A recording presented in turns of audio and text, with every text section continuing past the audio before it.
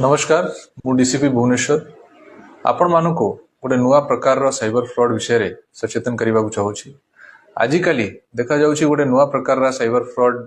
चली जड़े व्यक्ति को कॉल आसुची व्हाट्सएप रे किंबा अन्य इंटरनेट या नॉर्मल रे ताकू कहा जाउछि कि आपणकर गोटे पार्सल आसी जहाँ भितर कि ड्रग्स अच्छी किंबा एमती किसी इलीगल जिनस अच्छी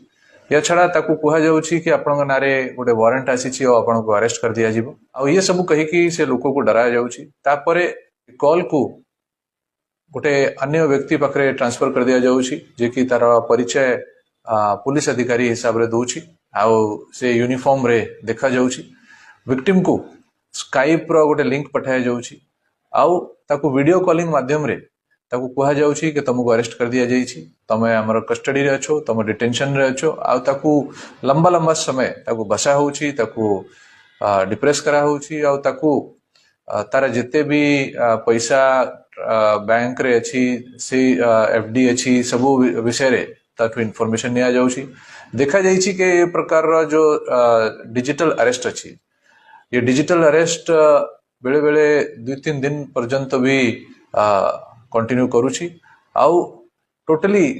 विक्टिम को ये माने ब्रेन वॉश करूछंती।